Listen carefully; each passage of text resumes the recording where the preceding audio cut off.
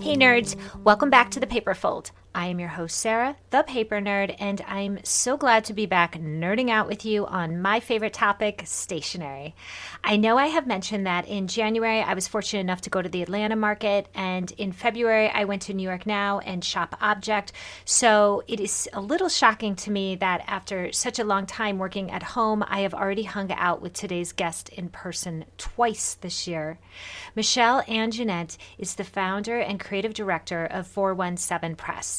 If you have seen this letterpress range, it probably made an impression on you. These cards only have copy on them, but the lines of the copy itself are an important design element, and the verbiage itself, well, let's just say they tend to elicit all the feels since they intersect at the corner of wisdom and humor. Got a friend who is having trouble conceiving? Maybe she could use a card reading, "Infertility is an asshole. Kick it in the face." While the cards have a certain simplicity, they are all paired with vibrantly colored envelopes, which in my book gets a big gold star. It's no surprise that Michelle won a Louis for Rising Star several years back, a huge, well-deserved honor.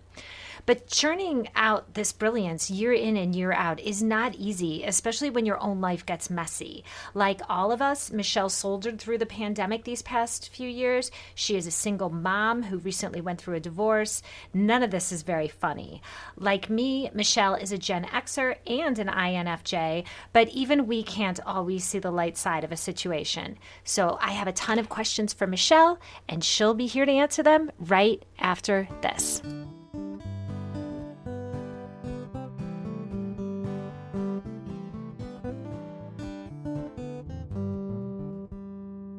Hey nerds, I can't go any further without raving about Girl with Knife, a maker that not only occupies a very special place in my stationery heart, but also, after just 3 short years of existence, in the heart of the card and gift community as well.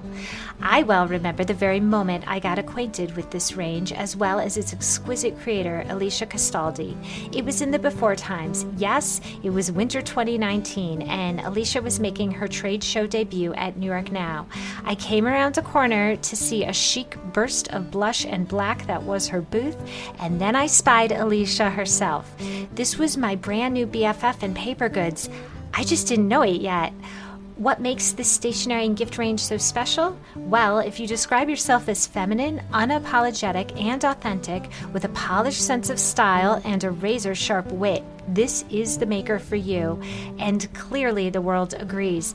In its brief existence, Girl with Knife has received multiple industry awards, including a coveted and hyper-competitive Louis Award, as well as major national press in BuzzFeed, New York Magazine, Palm Springs Life, HGTV, and LA Business Journal. However, it was her recent coverage in What Women Create that really provided a glimpse into how this collage artist brings her dazzling visions to life, slice by nimble X-Acto slice in sunny Palm Springs.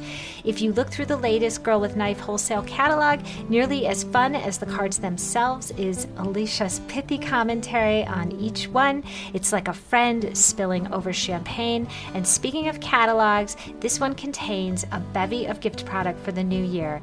Now the season of fierce has become a lifestyle of fierce. Alicia's got weekly pads, candles, art prints, and pinch me, she has pillows. With names like We Just Fit Together, Eternally Fierce, and Rare Creature, you know your dreamscape just got upgraded. As I write this, I have not yet traveled to any of the winter shows, but I already know these are going to be some of the most memorable finds that I will want to share, not just throughout Stationery Trends, the Paper Nerd, and the Paper Fold, but my life. With all that said, it should be clear that I can barely relay how proud I am that Girl with Knife sponsors this podcast. So head on over to girlwithknife.com. Once you lift your jaw off the floor, you'll see why I say what I say and agree. I guarantee your girl gang will be speechless.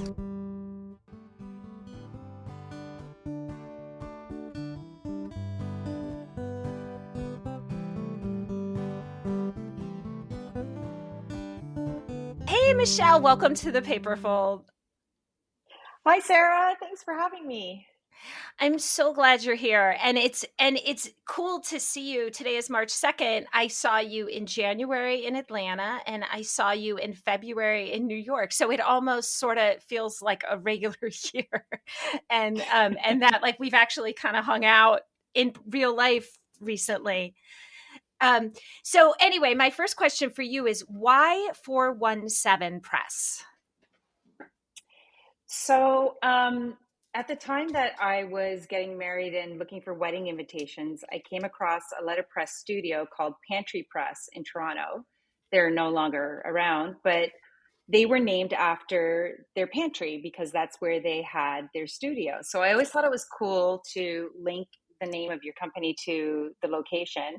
And first, the first place that I had my very first press was at my home, and the address was 417, and I liked the way it sounded, so I went with that. I like It's also it. very helpful because it ends up at the top of any alphabetized list, so that I, turned out to be a good thing. I was just going to say, when you would send me art for stationary trends and I would process it all, you were always the first one, or all the numerical companies, or all the companies that like have a Mhm. question, start with a question mark, or do anything like kind of, just a little against the grain. So does it drive you crazy when people called 417 Press? And I have to make a full disclosure. I've done that like for years. No, no, I mean, I don't even correct people. It says in my logo, it's written out 417 just to, Help. sort of lay it out. But I think all my life, like my family name has been mispronounced, so I just roll with it. It's not a big deal. Yeah, I know I touched on this on another episode. Oh, I did with paper epiphanies. Like we have enough problems with the word stationary. Like if you're gonna bring another word, if you're gonna bring another thing that can be misspelled into it, like you need to have a thick skin about it. Yeah. So you mentioned that you first sort of discovered letterpress while sourcing your own wedding invitations, which is like pretty common, and I'm glad you found it. How did you make the evolution then into greeting cards? So, my background is graphic design. And again, back to looking for wedding invitations, I discovered and fell in love with letterpress and became obsessed with it. And soon after I got married, I had a lot of requests for people to do their wedding invitations. And so I started looking for letterpress Meaning your printers. It was really friends. hard. So did your Yeah, friends it see started you? off with So it was all friends, word of mouth, and like they just saw your fabulous 100%. invitation. Yeah, that's awesome. That's it. It started off that way, and before I knew it, I was doing just a lot of custom stationery, wedding invitations, and so on. And then often those families would bring me into their businesses, so I started doing corporate work. Um, and then I was doing a lot of corporate work, which was really great. I have one client still that's an amazing team to work with, and it was great, but I wasn't able to express myself the way I wanted to. I think with the industry, customers would see something, on the internet or whatever, and they just want that, or it was just kind of always modifying current designs, which is great because it's easier as a designer, and no two invitations ever looked exactly the same. Hmm. But Hmm. the amount of creativity, it seemed limited. Montreal's a tough market, um, And the wedding and invitation then market got kind of crazy, like for a while there, like when Pinterest was first introduced, and it was just like all the brides were trying to outdo themselves with bells and whistles. And it just got like stuff just got so ornate and over the top and competitive. I mean, I had a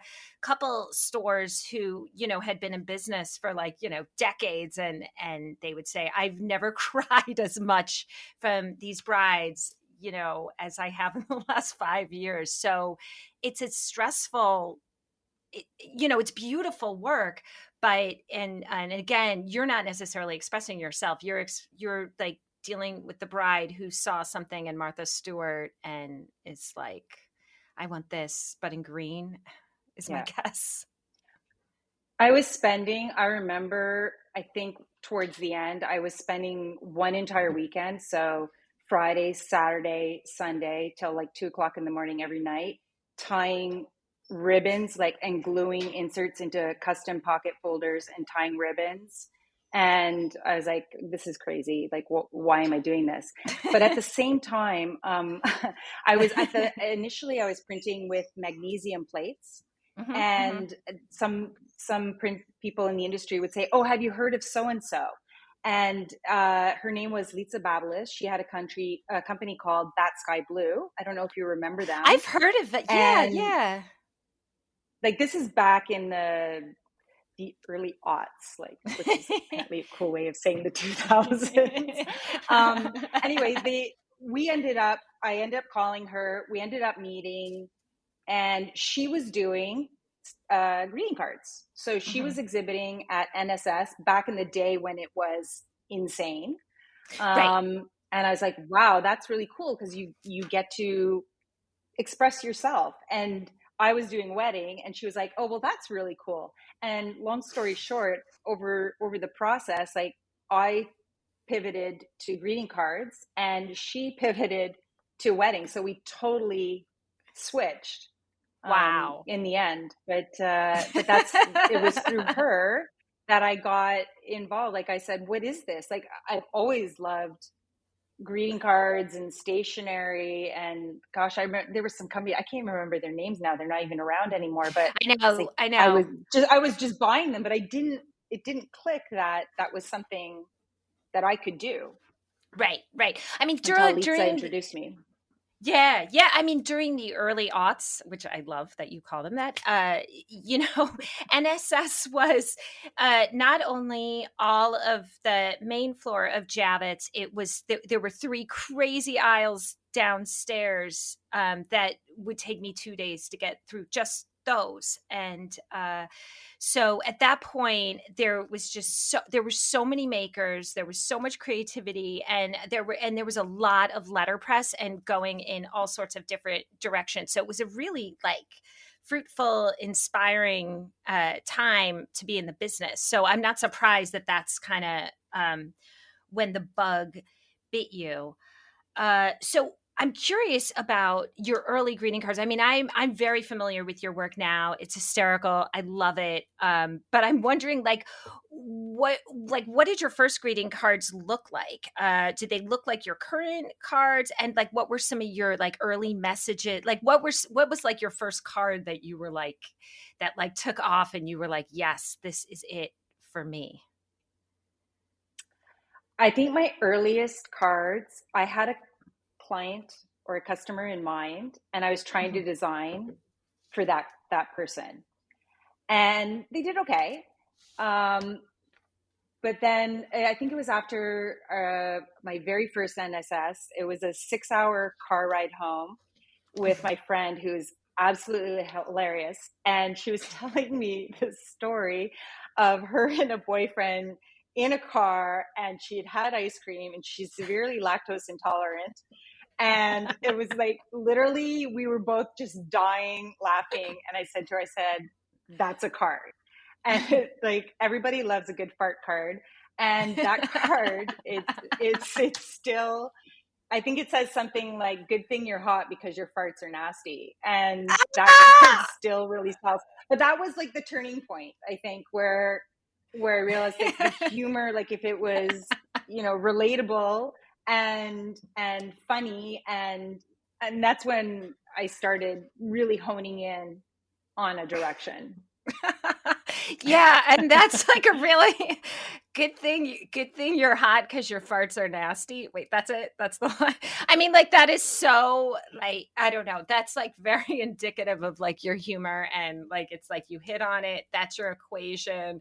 Like, it starts with a nice little hook and then it takes you somewhere. I love it. Visually, were they like the same format? I know you were letterpressing from the start. Were they always A2 and folded with colored envelopes? Like, did that I've aspect of always it had colored evolve? envelopes. I Nice. fell in love, like Paper Source's line of Waste Not Paper. Mhm, They had mhm. color envelopes that I fell in love with.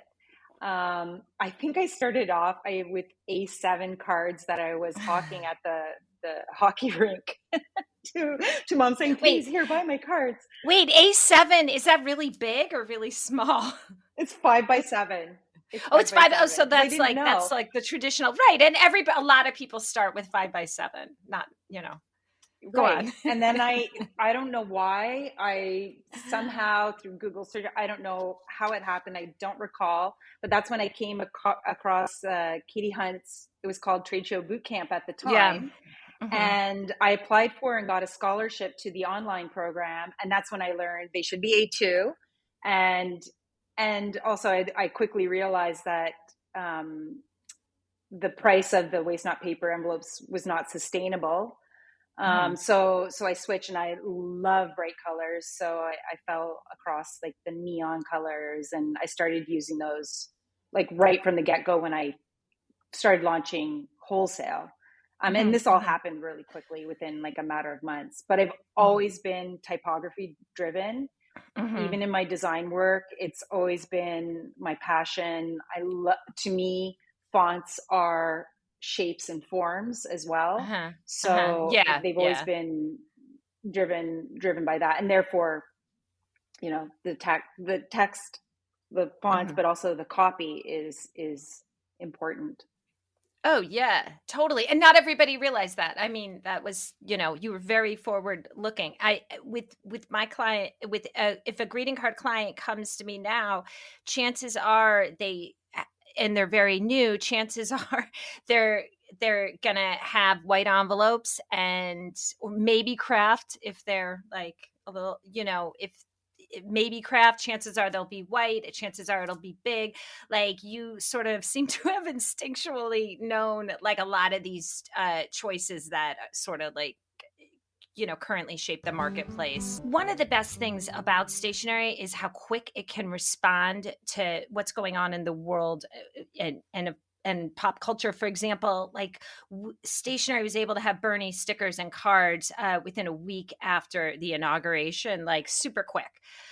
So when I saw, and you're really, really good at this. So when I saw you at New York Now in early February, you had a Wordle card already. It was, you're like, was it? You're like Wordle smart. Uh, Mhm. so when you see a phenomena like that, like when you go onto Facebook and you see all your friends starting to post these Wordle things, like how do you translate it? Like, what is your process of turning that phenomena into a card and making it smart and clever and different, and so people look at it and are like, wow, how did she do that already? Well, I mean, the timing was right. Getting ready for New York Now. I had time. Let's add this card in. I couldn't do the Bernie thing because I felt like it was really an illustrated perspective. This was Hmm. something that I could turn into a text-based card, um, and even better if you can link it to an occasion. So it can get more longevity if I link it to, say, graduation, which is an upcoming spring Sure. event. So that's Sure. sort of where that's going. So it can be given as a graduation card. But you also do these things knowing that they're not going to be, I mean, by next year, it's dead in the water. So, but Well, it's yeah, fun, it's timely. it's like fast fashion. It's like when you buy, Mm-hmm. what were those weird, those things in the shirts that were so big a couple of years, I can't remember the word, it starts with a P. Like, everybody buys them, and then like you can only wear it for a couple of years, because if you wear it much later than that, everyone's gonna be like, oh, you just bought that when it was trendy and you're still wearing it. So these types of cards definitely have a shelf life.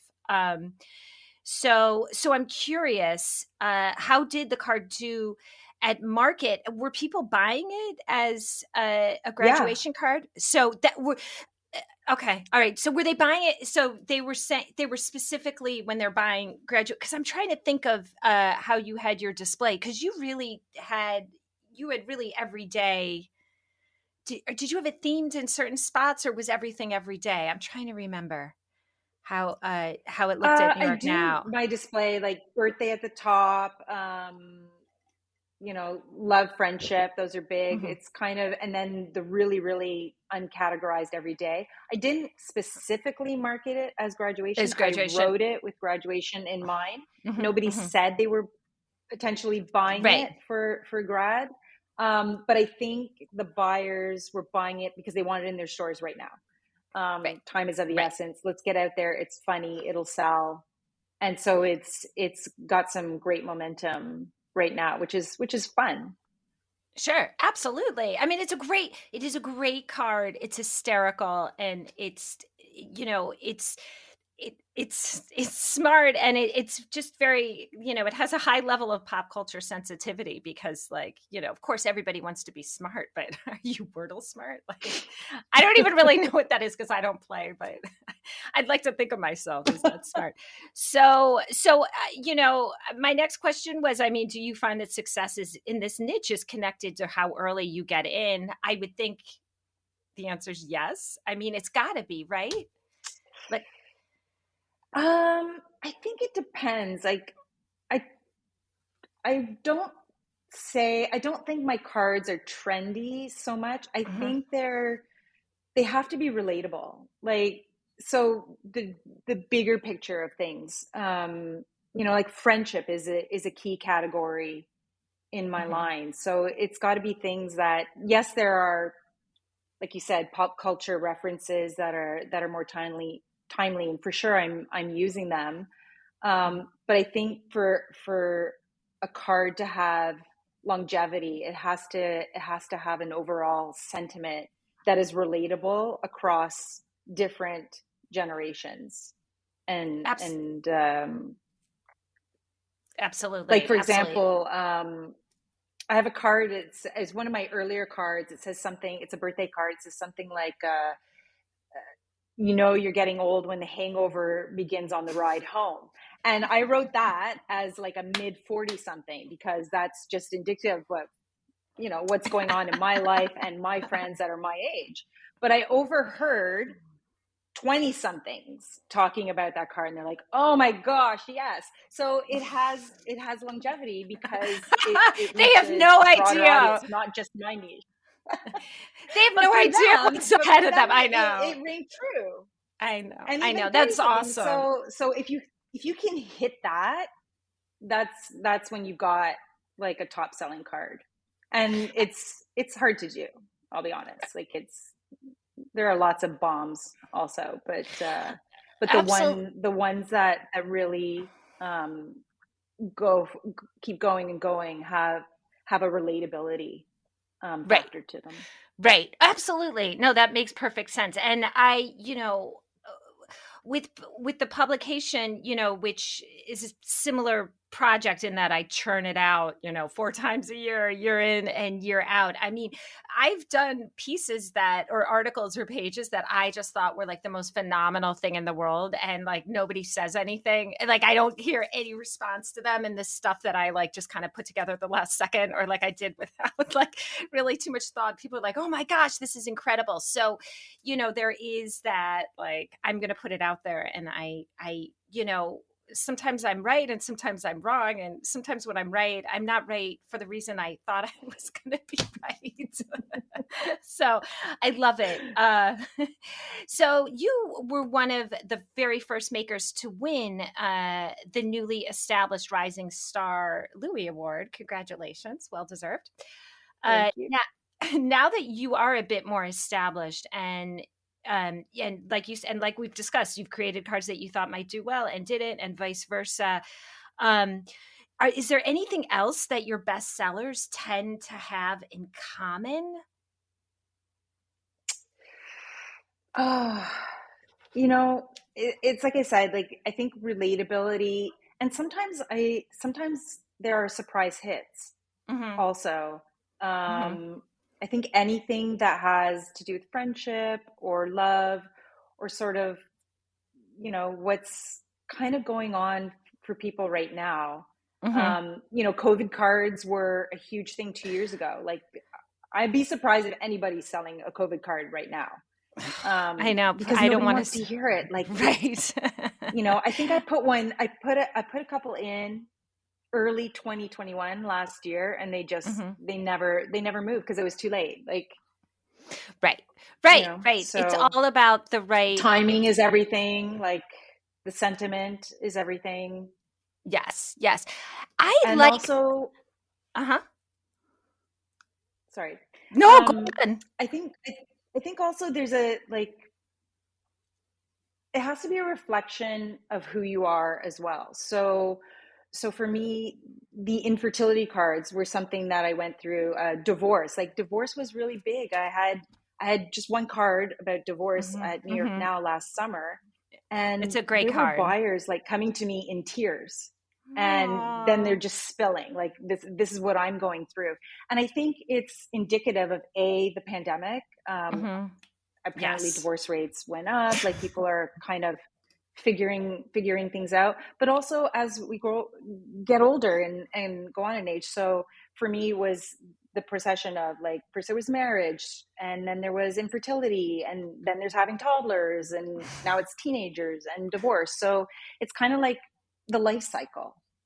Right. Right. The That's circle of life. how And greeting cards go. go. Right. So Right. the And makers, the makers that are maybe have toddlers, like they're creating those cards right now, and right. they're selling to those people. So you have to Right. find like, your niche.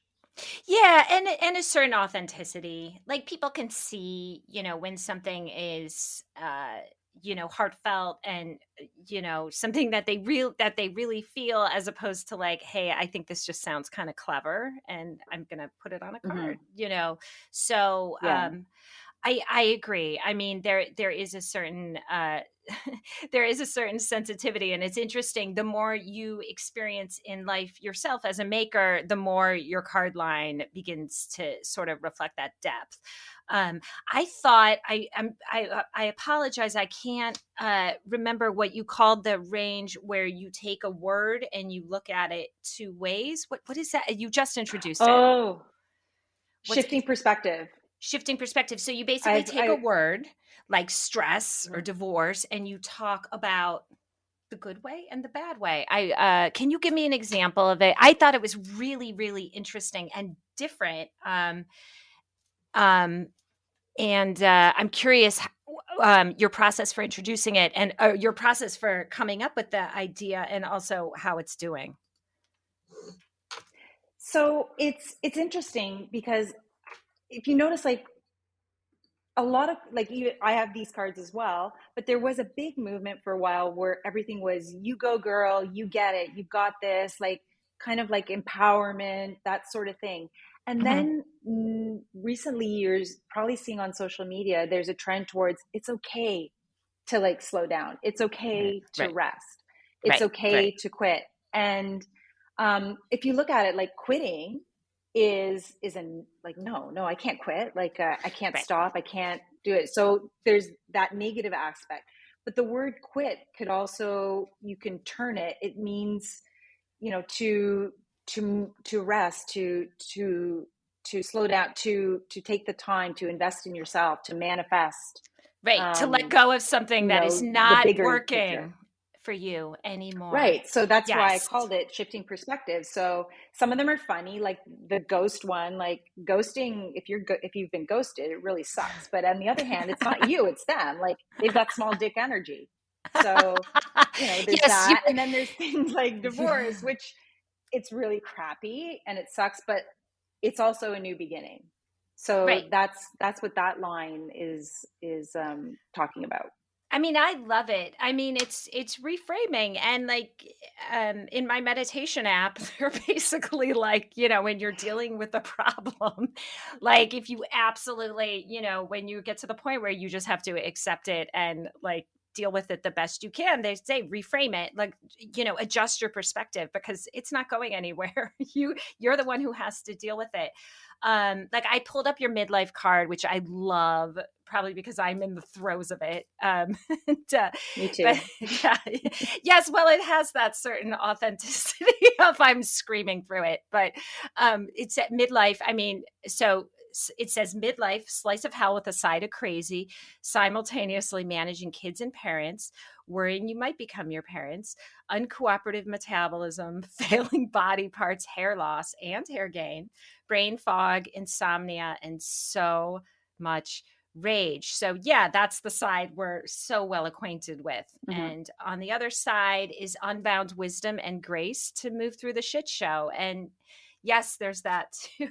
So, I don't think I've really embraced the subtle art of not giving a fuck until, midlife. Like, I don't think I've truly understood what that is. So to me, like, this card really speaks to that. And it's a really special card and a very special range. And since it sort of, strays from like that kind of like really pithy, smart one liner that characterizes most of your line, I'm curious how how has the response been so far? It's a little bit everywhere. Mm-hmm. It's funny because one buyer said, "Oh, there's too much text. Like the Emily McDowell cards have a lot of text and they don't do well in my store." I was like, "Okay, I never thought about that." And it's true because a lot of my cards, they do require reading. You have to stop for a moment to kind of look at everything. But the shorter it is, like Pithy. if I'm imagining if I'm a buyer in the store, you want to catch it on quickly and move on. So they do require is a lot more text in these ones, Mm-hmm, mm-hmm, but I think when they reach the right audience, like mm-hmm, when the mm-hmm, right person sees it, mm-hmm. and like that one in particular, the midlife card, it was the middle-aged women who were looking at it and saying yes.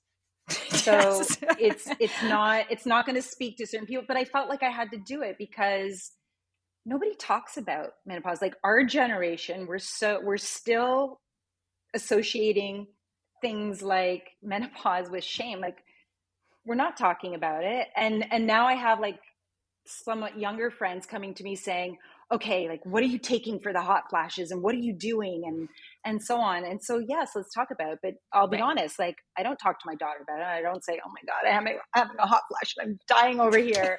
And I should be, like, but we're not, because we're Gen Xers and we're still crazy that way. So it was important for me to do a card that spoke to that and normalize it. Yeah, no, I love it. I love it. In my household, so yeah, my daughter and I talk about it because our cycles affect each other. And so we have to.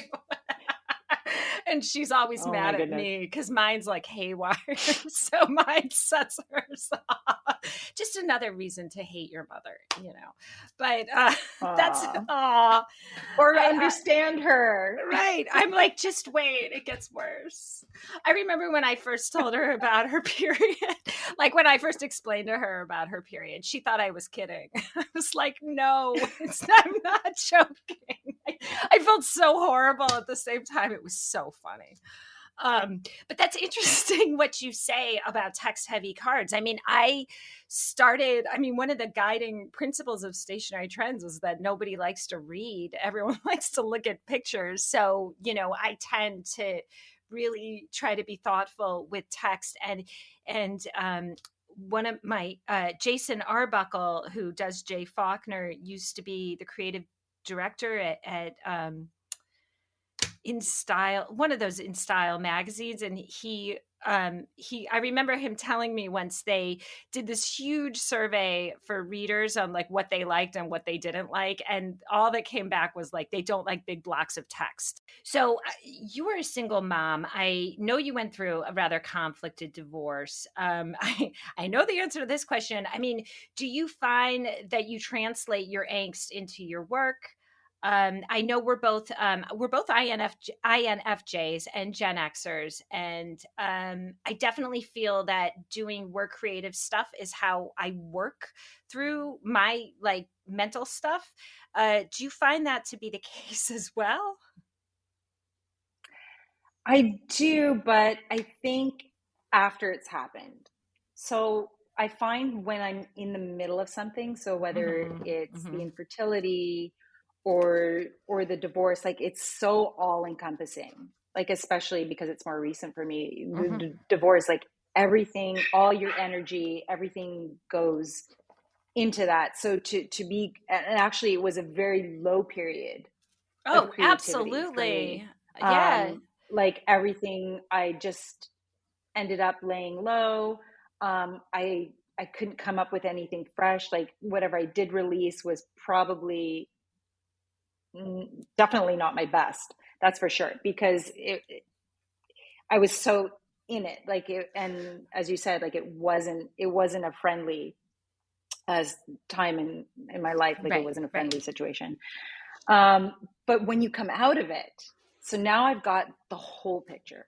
I've got the beginning, like all the doubts and the questions, and turning over every rock, and am I doing the right thing? And then the messy middle, and then you've got the ups and the downs and the highs and lows, and then the aftermath, and then coming out of it, and then seeing the light. So once I've got the whole picture, Right, then I can right, talk to it, right. and And then some and then I time can to write about it, process. and then I can mhm. So I think that for me is is definitely my creative process. When I've when I've got all the parts and the pieces, Hmm. then I can work through it. And I've gone through all the emotions, and then I can speak to it. I can write about it. So probably it took about a year before I And was that's able good. to. And also, there's like there's shame associated with it. Like nobody comes out and says, "Oh, I'm getting a divorce," and nobody talks about it. And then when you do say I'm getting a divorce, there's like all the side puppy face looks, and like, and which are genuine and honest, but it's it's not a great, it's not a celebration like all the I other know. fun things in life until it is, and then it Right. becomes, but you have to get through that. So it takes me some time to get to that place to be able to write about it. And even if I look at like my earlier cards, my love slash relationship cards, they were very sarcastic and very snarky, and I think that's because that's the place I was at Right, that time. right, right, So, you know, that's what I right. was going. And now again, like I've come out of that. So there's a shift. So it's a constant evolution. What's Yeah. going on in your life and in the world, and so on. I think that's how lines grow and evolve. Absolutely. Absolutely. I mean, I love that. Yeah, I mean, look, it just takes a while to process these things. And then I mean, when you're in that period when you're going through hell, you just have to get through it. And then once you come out of it, you can kind of process things and think about it, and things start to make sense. I mean, in a way, writing a lot of these cards is like a form of therapy, for you. Hmm. And then for someone to say, for someone to see it and send it to someone else, it's sort of, it really is a lift. And you really are sharing this sort of like hard won knowledge that um that that you got the hard way. you know um Yeah.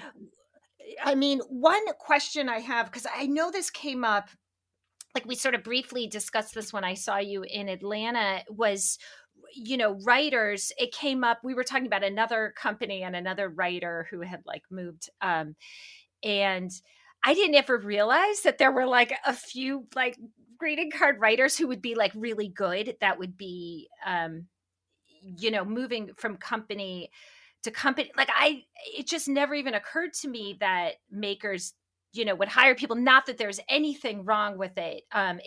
To a degree, it's just how seamless their line is, that it looks so polished that I would look at Hmm. it and think that they like, oh wow, they did everything. Um do you write all your own cards? Do you occasionally farm some out, like if you feel like, oh, I need this, and my head just isn't quite there? Do you occasionally do that? I haven't. I actually have reached out to, oh no, no, it's no, I have actually, so it was a bridal client of mine who is actually, she's her tagline is, former United Nations lawyer become lesbian and comedian, my mother's biggest disappointment.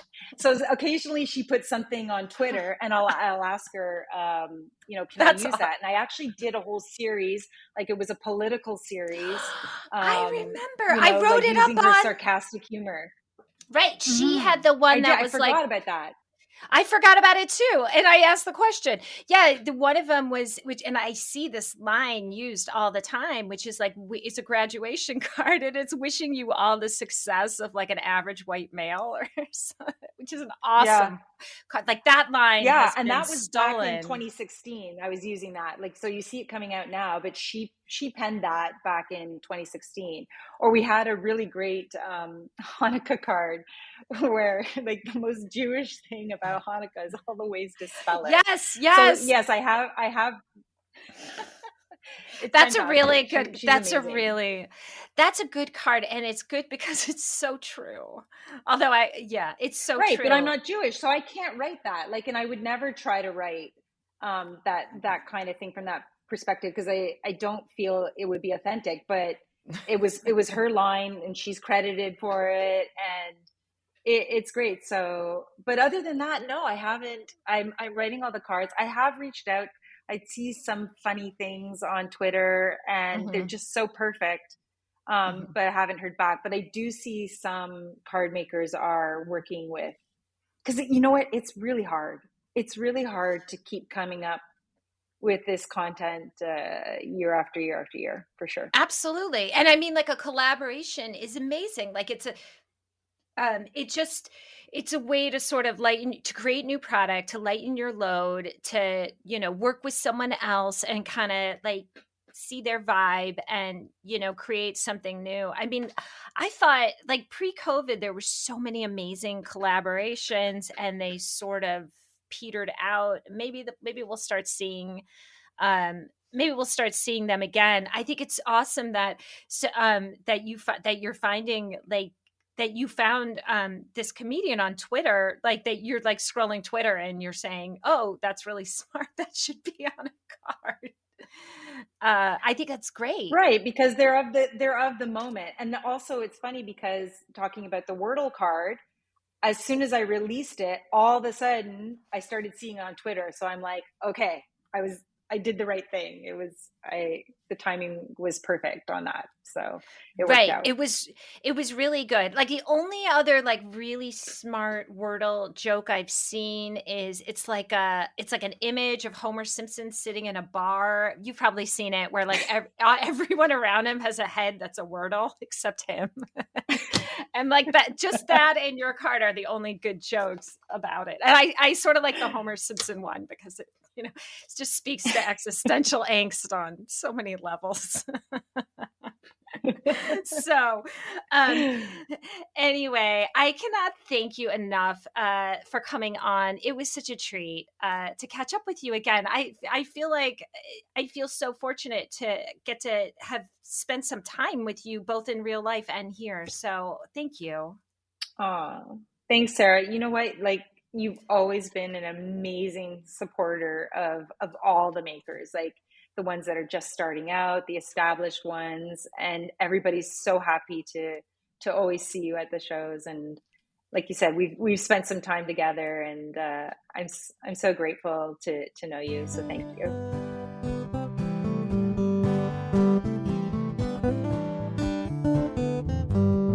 Thank you so much, Michelle, for coming on The Paperfold. It was such a treat to visit, and I'm looking forward to seeing you for the third time in 2022 this April in San Francisco for Noted and SF Now.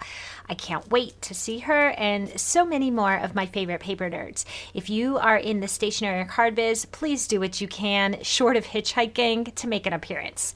So finally, thank you for listening. Again, our theme music is by the wonderful Sharon Glassman of Smile Songs. See and hear more at smilesongs.com.